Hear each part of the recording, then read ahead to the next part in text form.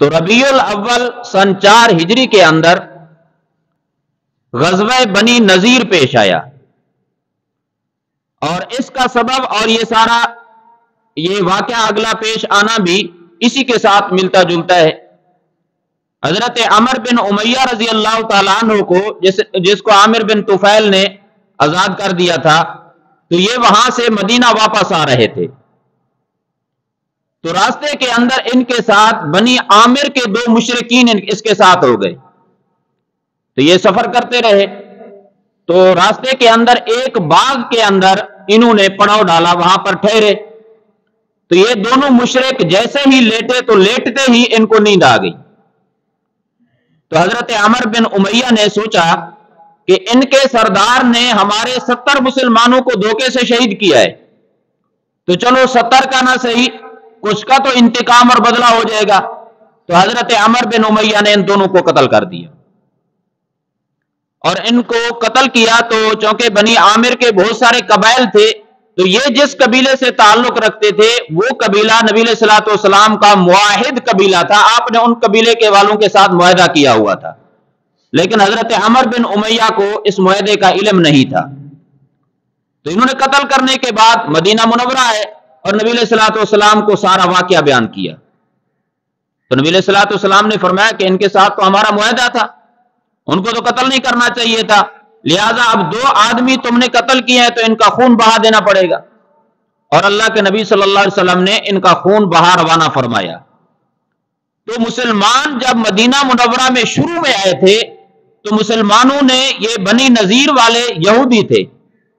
تو ان کے ساتھ مسلمانوں کا معاہدہ ہو چکا تھا کہ ہم آپس میں لڑیں گے نہیں، اور یہ بھی معاہدے میں طے تھا کہ اگر مسلمانوں کو کبھی خون بہا دینا پڑا، دیت دینی پڑی، تو تم یہودی مسلمانوں کے ساتھ اس دیت کی ادائیگی کے اندر تعاون کرو گے۔ اب چونکہ ان کی دیت دینی تھی تو نبی علیہ الصلوۃ والسلام قبیلہ بنی نذیر والوں کے پاس اس حوالے سے تشریف لے گئے، اور اپنے ساتھ چند صحابہ کرام کو جن کی تعداد 10 سے کم تھی، جن میں حضرت ابوبکر، حضرت عمر، اور ایک روایت میں حضرت علی کا نام ہے، ایک میں حضرت عثمان کا نام ہے، حضرت زبیر، حضرت طلحہ، حضرت عبد الرحمن، حضرت سعد بن عبادہ، سعد بن معاذ، یہ چند صحابہ کرام کے ساتھ نبی علیہ الصلوۃ والسلام قبیلہ بنی نذیر والوں کے پاس تشریف لے گئے کہ یہ معاملہ پیش آ گیا ہے، ان کی دیت دینی ہے، لہذا تمہارے ساتھ ہمارا معاہدہ ہے، تم ہمارے ساتھ ان کی دیت کی ادائیگی کے اندر تعاون کرو۔ اب یہودیوں نے بظاہر خندہ پیشانی کے ساتھ پیش ہے، اللہ کے نبی صلی اللہ علیہ وسلم سے کہا کہ آپ تشریف رکھیں، کھانا کھائیں، ہم آپس میں مشورہ کرتے ہیں اور آپ کے ساتھ تعاون کرتے ہیں، کیونکہ ہمارا معاہدہ ہے آپ کے ساتھ، ہم پابند ہیں اس بات کے۔ تو نبی علیہ الصلوۃ والسلام کو ایک دیوار کے سہ کے اندر بٹھلایا گیا، اور صحابہ کرام بھی آپ کے ساتھ بیٹھ گئے۔ اب یہودیوں کی خبیثانہ ذہن کا اندازہ لگائیں، یہودیوں کی اسلام دشمنی کا اندازہ لگائیں، اللہ کے نبی کے ساتھ دشمنی کا اندازہ لگائیں۔ اب یہ جب یہاں سے مسلمانوں کو بٹھلا دیا، اللہ کے نبی بیٹھ گئے،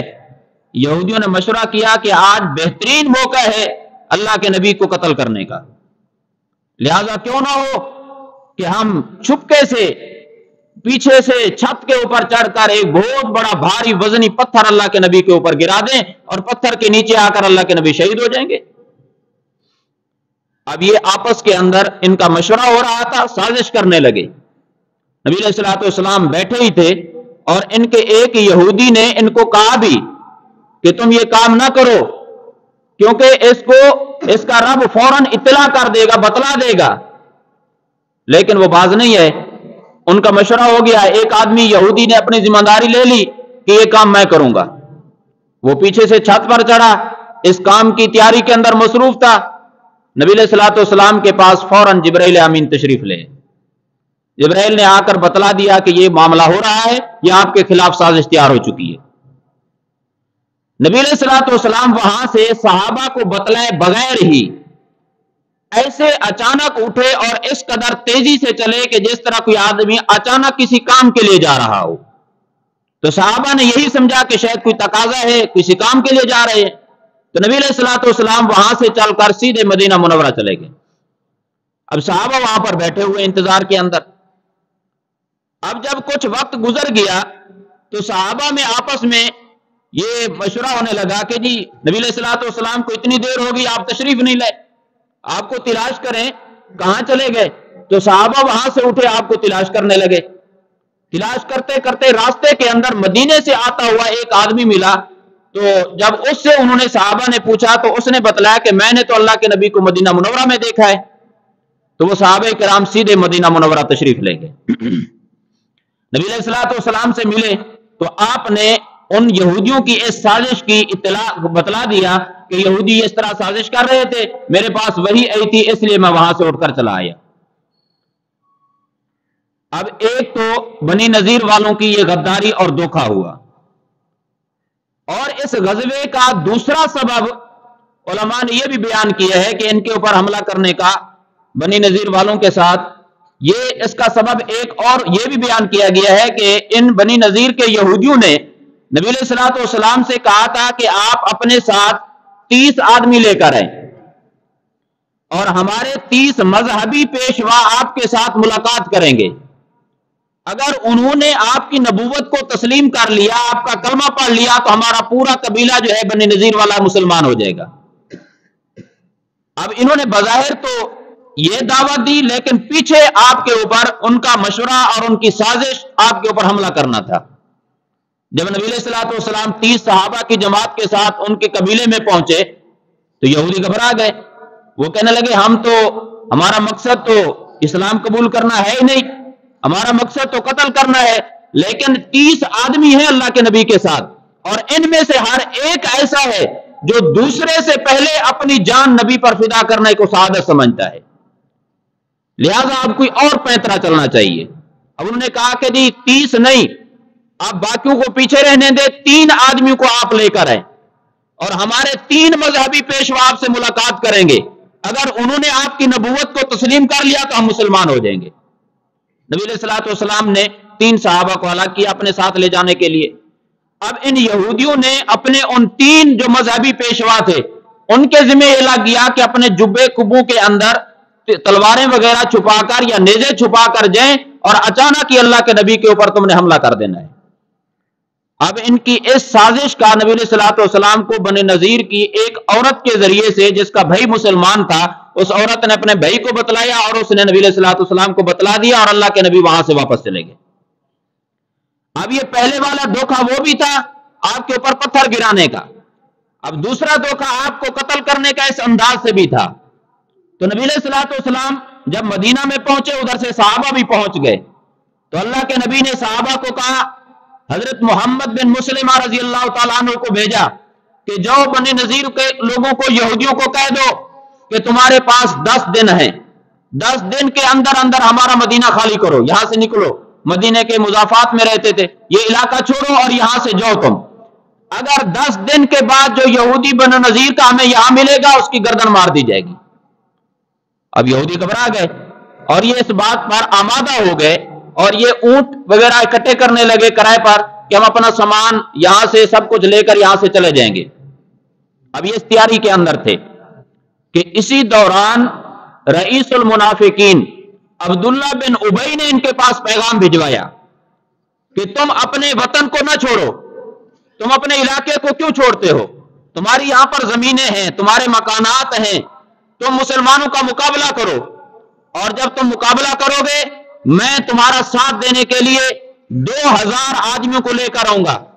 اور اس کے علاوہ اور مختلف عرب قبائل بھی میرے ساتھ آئیں گے، اور تم سے پہلے ہم لڑیں گے، جب ہم مر کر ختم ہو جائیں گے پھر بعد کے اندر تم لڑنا، اگر تمہیں یہاں سے نکالا گیا تو ہم بھی تمہارے ساتھ یہاں سے نکلیں گے۔ اب عبداللہ بن ابی نے جب یہ پیغام بھجوایا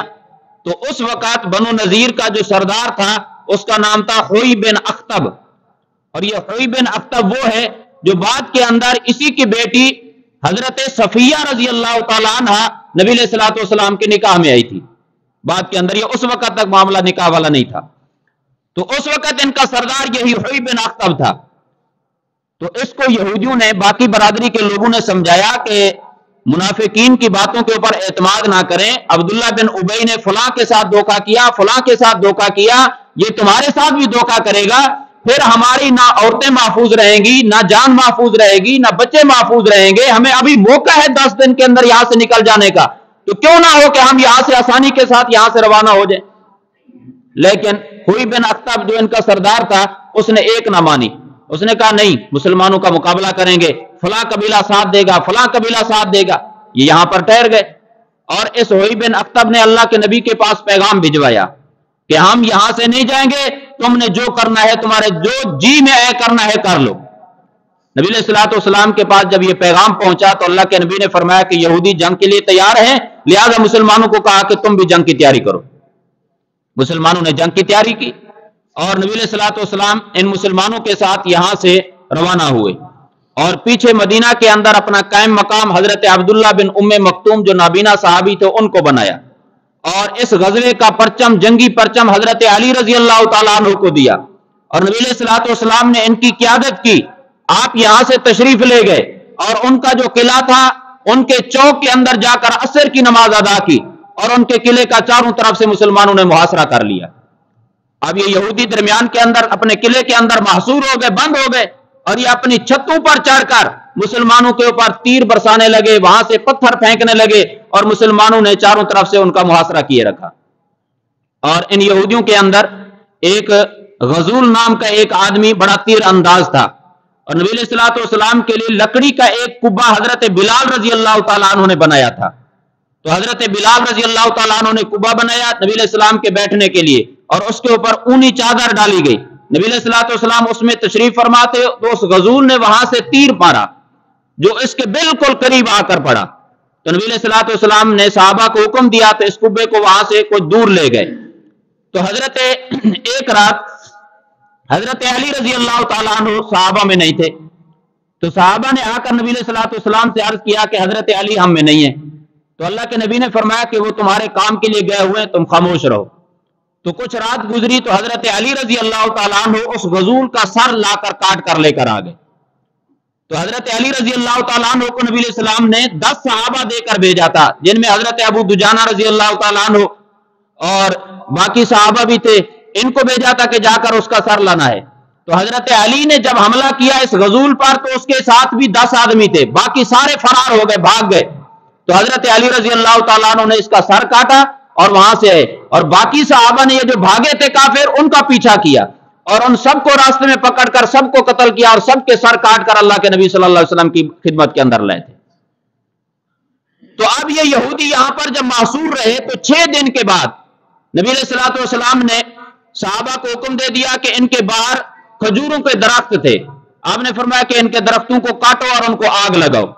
یہودی چونکہ مال کی پجاری قوم ہے تو ان کو اس سے بڑی تکلیف تھی کہ ہمارے درختوں کو کیوں کاٹا جا رہا ہے، ہمارے درختوں کو کیوں جلایا جا رہا ہے. نبی علیہ الصلوۃ والسلام نے 6 درخت کٹوائے اور ان کو جلانے کا حکم دیا. اور یہودی ادھر سے منافق عبداللہ بن ابی کے پاس پیغام کے اوپر پیغام بھیج رہے ہیں، آؤ ہمارا ساتھ دو. عبداللہ بن ابی کہتا تھا جب تم لڑائی شروع کرو گے ہم وہاں پر آ جائیں گے. تو منافق قوم ہر دور کے اندر مفاد پرست ہوا کرتی ہے. جب ان کے مفاد کا حصول ہو رہا ہو اس وقت تک سب سے زیادہ نعرے لگانے والے ہوتے ہیں، اور جب مفاد نکل جاتے ہیں تو ان کا مفاد اور مقصد بھی یہی تھا عبداللہ بن ابی کا کہ ان یہودیوں کو کسی طریقے سے مسلمانوں کے ساتھ لڑایا جائے. خود اس نے لڑنے کے لیے آنا ہی نہیں تھا، کیونکہ اگر یہ کھل کر آتا تو ان کا منافقت اور ان کا نفاق بھی ظاہر ہو جانا تھا. اس وجہ سے یہ تو نہیں ہے. اب کچھ دن گزرے تو ہوئی بن اخطب جو ان کا سردار تھا تو باقی قوم نے اس کو تانے مارے کہ کہاں ہے عبداللہ بن ابی والے تعاون کرنے والے. تو اب یہ مجبور ہوا اور اس نے مسلمانوں کے پاس نبی علیہ السلام کے پاس پیغام بھجوایا کہ اب ہمیں یہاں سے بھاگنے کا موقع دیا جائے، ہم یہاں سے جانا چاہتے ہیں. اور انہوں نے خود یہ شرط پیشکش کی کہ ہم جنگی ساز و سامان یہاں پر چھوڑ کر جائیں گے. جنگی ہتھیار جتنے بھی ہیں، تیر ہیں، تلواریں ہیں، نیزے ہیں، جتنا بھی ہتھیار ہے ہمارے پاس سب یہاں پر چھوڑ کر جائیں گے، کسی کو ساتھ نہیں لے جائیں گے. نبی علیہ الصلوۃ والسلام نے ان کو اجازت دے دی کہ ٹھیک ہے تم اپنے بچے، اپنی عورتیں، اپنے افراد یہاں سے لے جا سکتے ہو، جتنا سامان تم اونٹوں کے اوپر لاد کر لے جا سکتے ہو لے جاؤ. اب سورت حشر انہی کے بارے کے اندر نازل ہوئی ہے. پوری سورت قسم اللہ کے اندر 28ویں سپارے کے اندر تو وہاں پر ہے کہ انہوں نے اپنے یہ مال کے ایسے پجاری تھے اور لکڑیوں کے اتنے شوقین تھے کہ انہوں نے اپنے گھروں کی چھتیں خود اپنے ہاتھوں سے توڑی، دروازے اکھیڑے، دریاں اکھیڑی، سارا سامان اونٹوں کے اوپر لادا،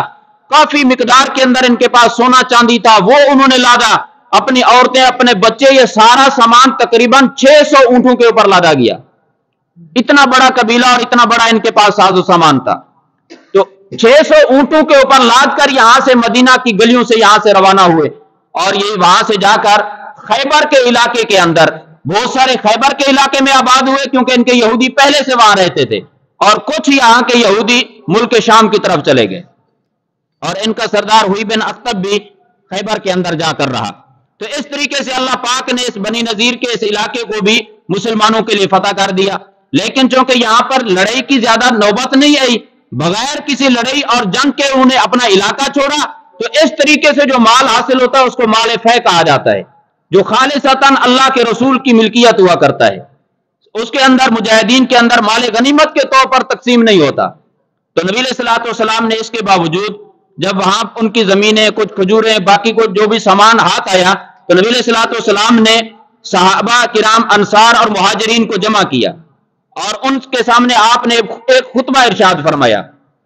آپ نے فرمایا کہ میری خواہش یہ ہے کہ یہ جو مال یہاں سے وصول ہوا ہے میں یہ سارا مال مہاجرین کو دینا چاہتا ہوں،